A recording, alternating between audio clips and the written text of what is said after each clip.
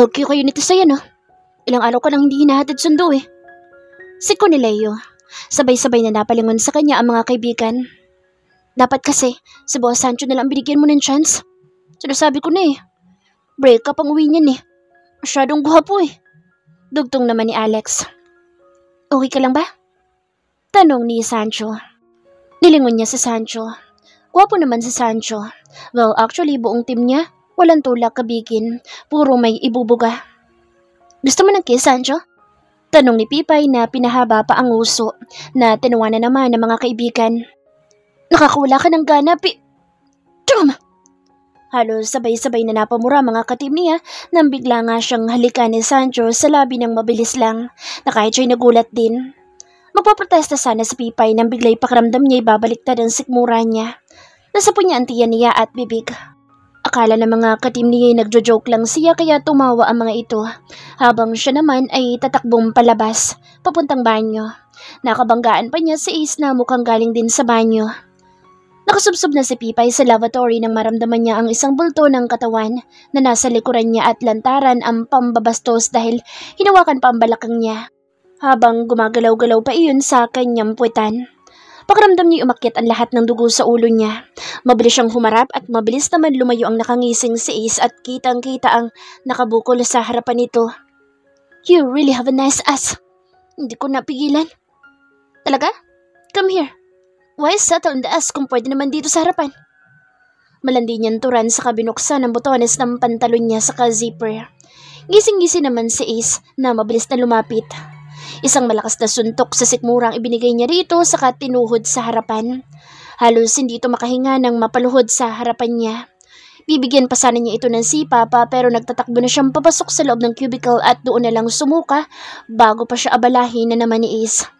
Pasalamat ito't masama ang lasa niya kung hindi baka basag sa kanya ang mukha nito. Buisit na babae! Bulong ni Ace pagkalabas ng banyo at sapupan niya ang harapan na kumikurot pa rin. Makakaganti din ako sa babae ka. Ani Ace sabay dukot sa harapan para ayusin ang pwesto. Natigilan lang siya na makita ang lalaking makakasalubong.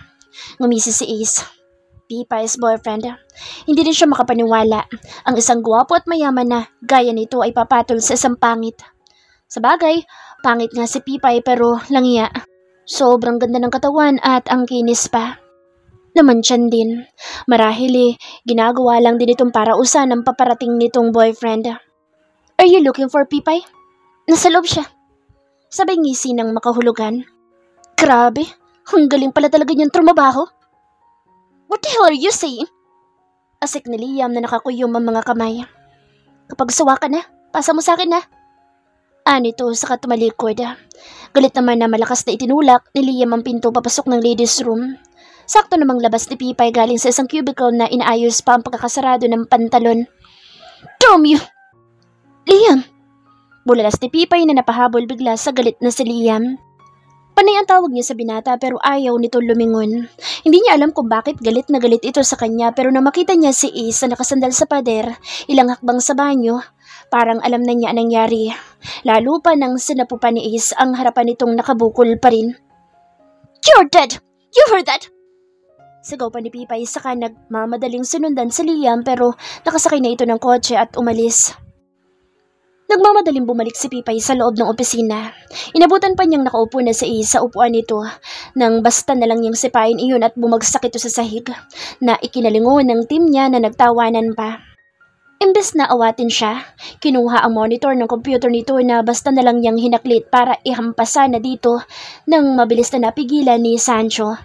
Napatayo na din ang iba pa nilang kaibigan na halatang nagulat na din. Hey, what happened? Tanong pa ni Sancho na nakikipag-agawan sa kanya ng monitor. Binitawan na iyon ni Pipay pero mabilis niyang nahablot ang keyboard at naihampas sa ulo ni Ace. Hoy Pipay! Bulalas na ni Marlon na mabilis nang nakalapit at niyakap ang dalaga na naghahanap pa din ng ipanghahampas kay Ace na namimilipit na sa sakit habang sapo ang ulo. Ano ba kasing ginawa mo, Ace? Wika naman ni Leo na tinulungang makatayo ang lalaki na akmang susuguri na din si Pipay. Nang humarang naman agad si Alex. Hoy, pangit! Hindi ko problema kung walang tiwala sa'yo ang tisoy mong boyfriend. Pokpok ka kasi kaya... Halos lumipad sa sahig si Ace sa lakas ng suntok ni Sancho. Gago ka! Pasalamat ka na sa headquarters tayo. Kundi, basag sa amin yung pagmumukha mo. Angil ni Alex. Anong ginawa ng gago na yan sa'yo? Tanong naman ni Marlon na binitawan na siya nito. Pinasok niya ako sa banyo and tried to draw me behind habang sumusuka ako. Mariina wika ni Pipay. Para namang kidlat na nawala sa tabi niya ang mga kaibigan. Pinagtulungan ng mga ito si Ace. Duguan na ito nang itayo at iniharap sa kanya. May malay pa rin ang demonyo kahit sabog-sabog na ang muka. Anong sinabi mo kay Liam? Wala akong sinasabi. Isang malakas na suntok ang ibinigay ni Pipay sa sikmura nito na ikinaubo nito. Anong sinabi mo kay Liam? Ulit niya rito. Ang sabi ko lang naman na magaling kang trumabaho at ibigay ka na lang niya sa akin kapag sawa na siya. Si Sancho naman ang nagbigay ng malakas na suntok rito, saka tuluyan na itong nawala ng malay. Inuutosan siya ng mga kaibigan niya na umuwi na at kausapin si Liam at magpaliwanag sa nangyari. Dumaan pala ito kanina sa opisina nila bago siya pinuntahan sa restroom. Tama naman si Ace. Hindi nito kasalanan kung walang tiwala sa kanya si Liam. Masyado lang talagang madumi ang tingin nito sa kanya.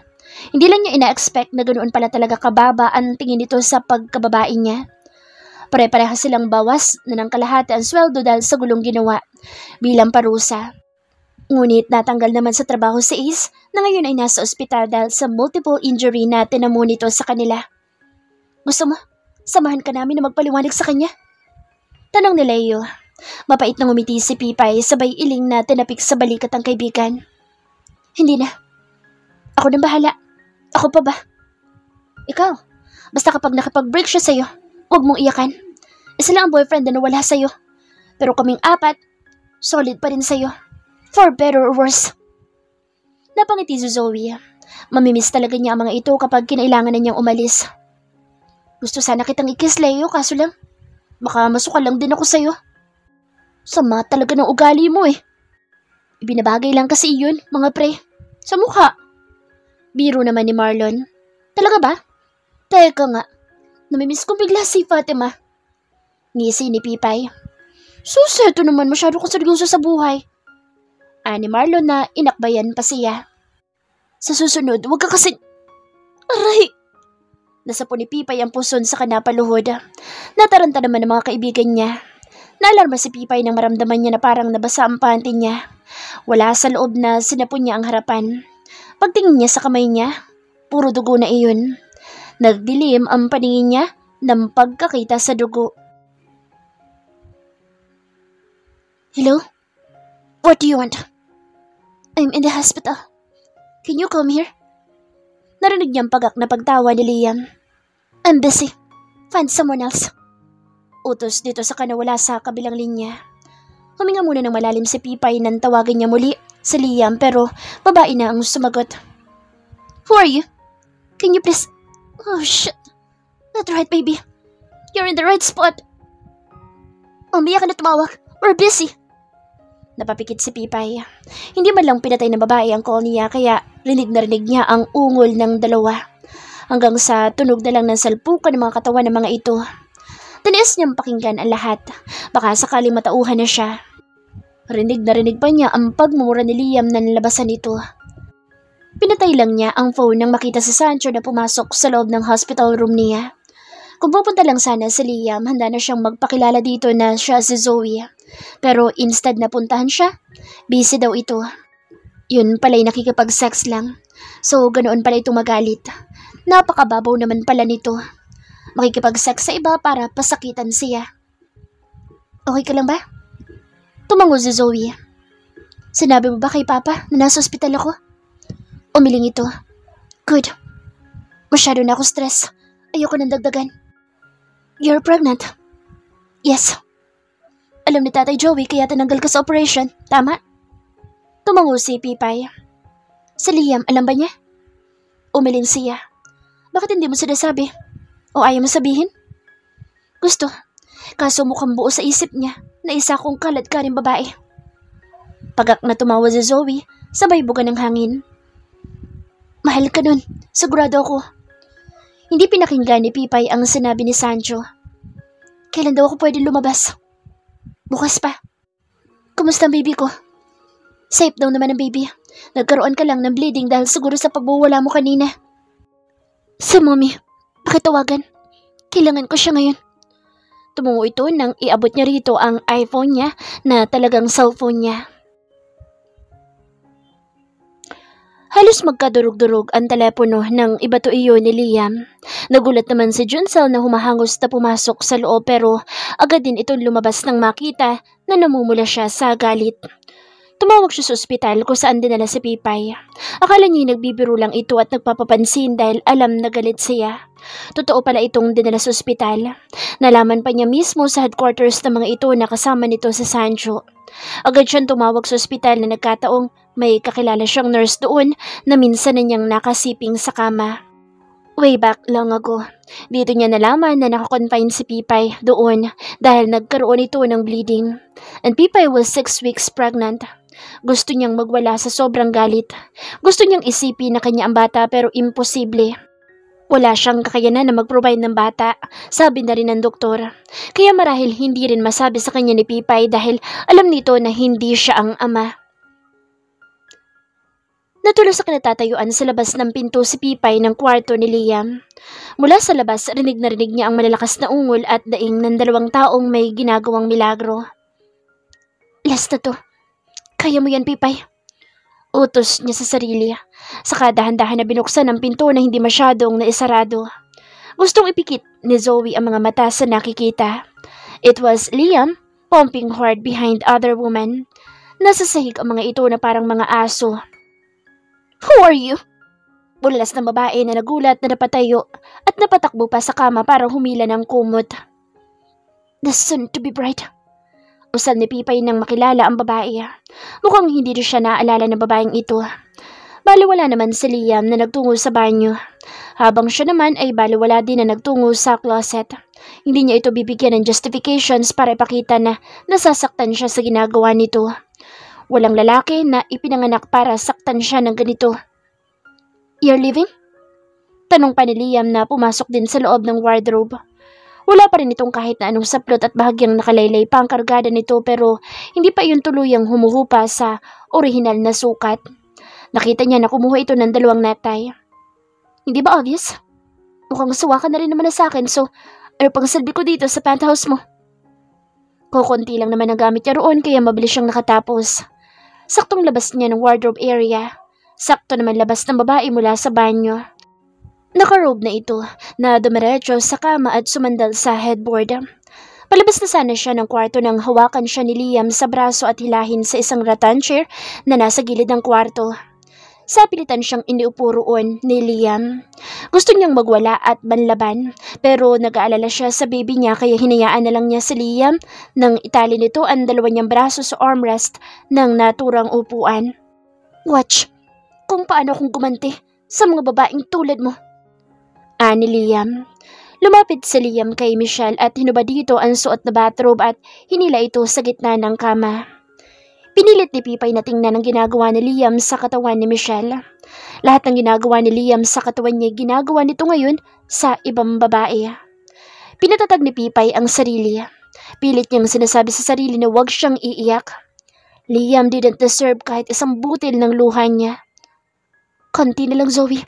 Kaya mo yan. Huminto si Liam sa pagpapaligaya kay Michelle nang maibigay na nito ang climax ng nobya. Ang baboy mo. Walang hiya ka. Pagsisisihan mong ginawa mo sa akin. Tuluyan ang bumagsak ang pinipigilan niyang luha. Pinuno niya ng hangin ang dibdib niya at ilang beses na huminga. Ayaw niyang lingunin si Liam. Baka mapatay lang niya ito sa sobrang galit na nararamdaman niya. Nanginginig maging ang mga kamay niya. Sa bawat ungol at daing ng babae mula sa likuran niya. Unti-unting nadudurog ng husto ang puso niya. Mula sa iPhone watch na suot, tinawagan niya si Johnson. Meet me downstairs after 30 minutes. Utos niya sa secretary. Calling your fubo? I don't care. And by the way, meet Michelle, my fiancé. Wikan Liam pero hindi siya lumingon. Instead lumabas siya ng kwarto at tumiretso sa pinaka-office ni Liam sa pant nito. Hindi niya ipapakita rito na umiiyak siya. Mabilis niyang binuhay ang laptop na nandoon. Sunod-sunod ang agos ng mga luha niya habang gumagawa ng isang agreements na tatapos sa lahat ng katangahan niya kay Liam. After 5 minutes, natapos niya na ang maiksing agreement. Nagpiprint na siya nang mapasukan siya ni Liam na nakaboxer na masama pa rin ang tingin nito sa kanya. Hindi ka pa rin umalis? Don't worry, I'm leaving at hindi mo na ako makikita kahit kailan. I want you to sign this. Kinuha niya ang sign pen at ipinatong sa agreement na ginawa niya. Lumapit naman si Liam at saglit na binasa ang nasa papel. Bahagya pa itong tumawa. Are you damn kidding me? Tingin mo, makukonsensya ako sa ginawa ko? Just because you were pregnant? Damn you, Pipay. Ikaw na yata ang pinakapangat na babaeng nakilala ko. Tingin mo, aakuin ko yung bata sa sinapupunan mo? Go to hell! Galit na angel nito na dinampot ang pen. Oras na pirmahan mo yan. Wala kang karapatan sa batang ipinagbubuntis ko. And I will make sure you will be regretting hurting me for the rest of your life. Mariin na wika ni Pipay, pero parang walang narinig si Liam na diretsong pinirmahan ng papel. After mapirmahan ni Liam ang papel mula sa bag na dala, inilabas ni Zoe ang isang itim na pouch. Meron itong maliit na bote na inilabas. Kumunot ang noon ni Liam habang pinapanood lang si Pipay sa ginagawa. Kitang-kita sa magagandang mata ni Pipay ang galit pero mas galit siya. Kaya wala siyang pakialam kung ano man ang nararamdaman nito ngayon. At wala din siyang pakialam kung mapahamak ito at ang bata sa sinapupunan nito dahil sa ginawa niya. Ngunit bigla siyang napaatras nang matanggal ang nunal at makapal na kilay ni Pipay. Ngayon, nasa harapan niya si Zoe Enriquez. Napakuyom ang mga kamay niya. Lalong napuno ng galit ang puso niya. Ibig sabihin lang matagal na siyang niloloko ni Pipay. Nagawa siya nitong paglaruan at utuin ng walang kahirap-hirap. Napaikot siya ni Zoe sa mga kamay nito. Pinagbukha siyang tanga. Paniwalang-paniwala siya sa mga kwento na sinabi nito sa kanya. He even risked his life for her. And in the end, isa lang din pala siya sa napakaraming lalaking na humaling at pinaasa nito. Kaya naman pala parang baliwala lang dito ang ginagawa niya. Zoe! Bulalas ng babaeng nasa pintuan na nobya ni Liam na mukhang kilala pala siya all along. Welcome to hell, asshole! Mariin na usan ni Pipay kay Liam. Tama na yan, Liam. Pilit na inaagaw ni Michelle ang bote ng alak na iniinom niya pero iniiwas niya. Damn it! Back off, Michelle! Isusumbok kita kay tita. Banta nito. Pagak naman siyang tumawa. Go ahead. I don't give a damn. Tell her that I won't marry any woman in this entire world. Lasing niyang sagot. How about me? So, it was just a pure sex. You offer yourself to me. You said you will help me to get revenge. You said you will help me to hurt her. And I did. Hindi mo ba nakita habang binababoy mo siya? Kitang-kita sa mga mata niya ang pagkamuhi sa'yo. Walang babae na gugustuhin na itrato siya na parang basahan. To the point that she is the heiress of the Lionsgate Corporation. Pagak na tumawa si Liam nang maalala na, oo nga pala, si Zoe ay si Pipay at si Pipay ay si Zoe. Napakagaling. Nauto siya ng husto ni Zoe. Napaikot at napaglaruan siya ng husto ng babaeng inakala niyang mahal niya. Well, mahal naman talaga niya. Hindi man niya nasabi pero lagi niya ipinaparamdam sa dalaga. Pero lang hiya. Napabilang lang siya sa napakaraming lalaking pinaasa at niloko lang nito. Akala ba nito matatakot siya sa face reveal nito? Wala siyang pakialam kung si Zoe Enriquez pa ito. You need to marry me, Liam. Yun nga ang babaeng mahal ko, hindi ko mapakasalan. Ikaw pa kaya na nilaspag din ako sino-sino lalaki? Ngisi ni Liam na malakas na sinampal ni Michelle. How dare you? Sigaw nito. Why? Am I wrong? Do you think I didn't watch your sex scandal in the kitchen? Ngisi pa ni Liam. 1 year ago may nag-leak na sex video nito sa barko. Hindi nito alam na meron palang nagvi-video dito habang nakikipag-sex ito sa kapitan ng barko at sa isang kadet na anak ng mismong kapitan. Nagte-threesome ang mga ito. Walang babae magmamahal sa'yo. That's Zoe. You love her. Pero tingin mo after what you did to her, babalik pa siya sa'yo? She's also a player.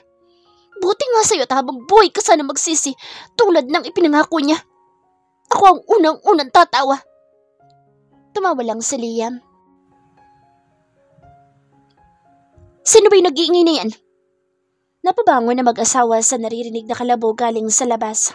Sumilip sa bintana si Joey sa kagalit na bumaba ng kama. Huwag ka na lumabas, Nay.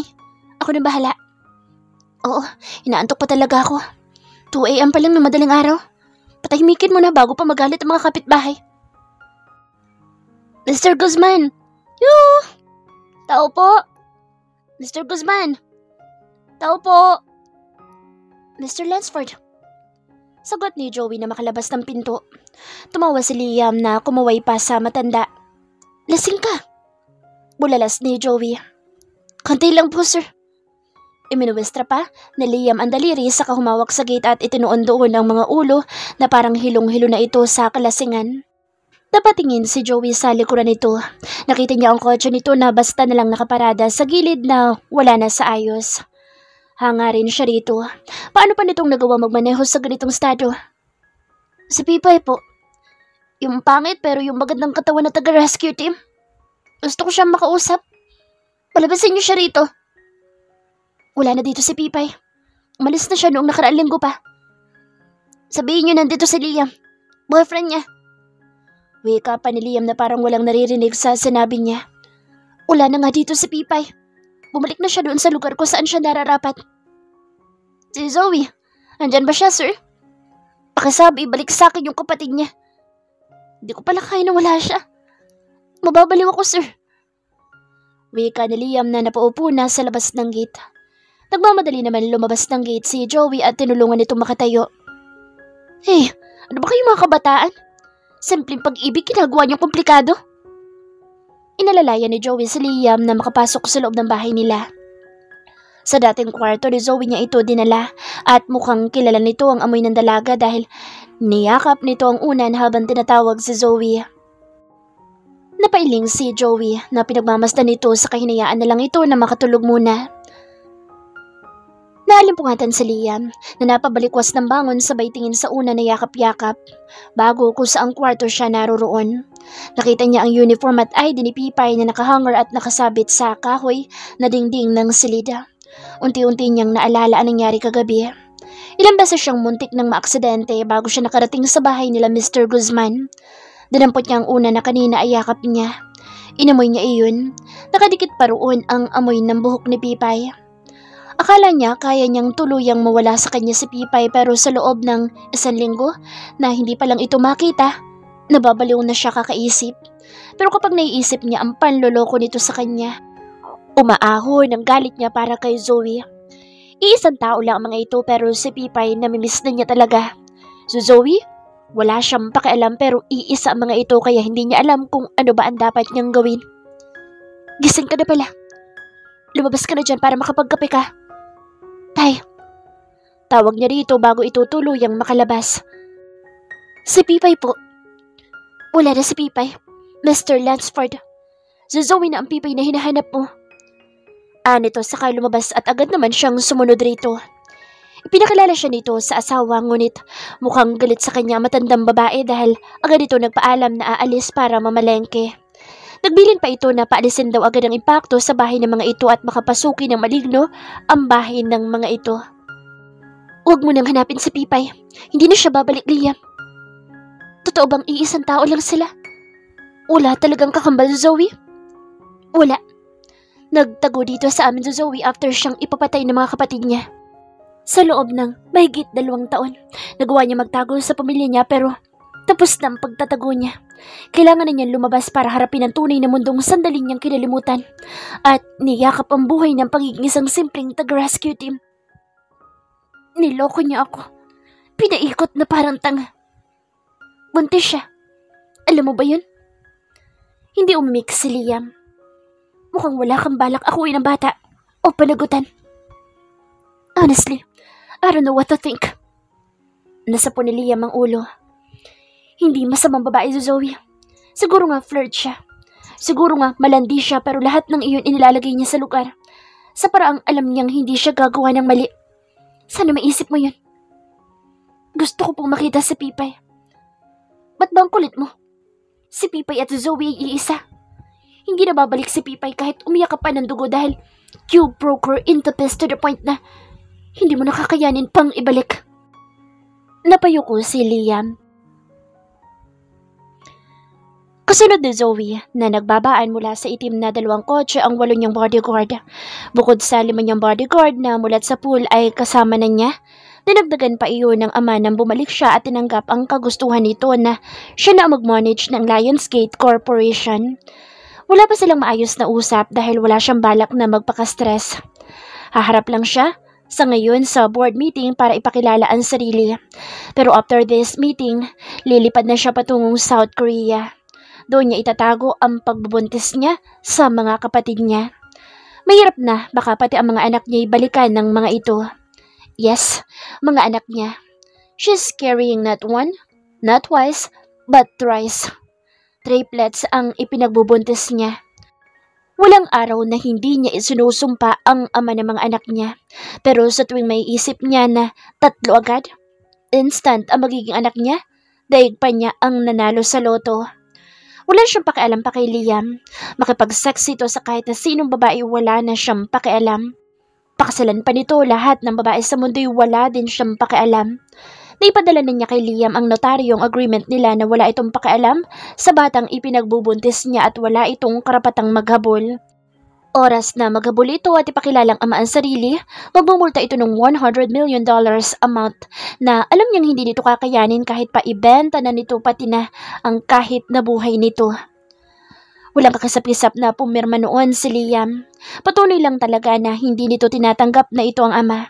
Kaya oras na mga anak siya'y ipamumukha talaga niya dito kung sino ang talo at kung sino ang iiyak ng dugo sa kanilang dalawa. Zoe. Napahinto sa pagpasok ang dalaga nang marinig ang pamilyar na boses. Hindi niya kailangan na lumingon para tingnan kung sino ang tumatawag. Halt that man! Mariin na utos niya. Zoe, ano ba? Patayin niyo kapag nagpumilit na pumasok sa loob ng building. Utos pa ni Zoe, saka walang lingon likod na nagtuloy-tuloy papasok. Tinigasan niya ang leeg na huwag lingunin si Liam. Kilala niya ang sarili. Oo, nagawa niyang makamove on sa sakit. Ganoon naman siya, mabilis makalimot.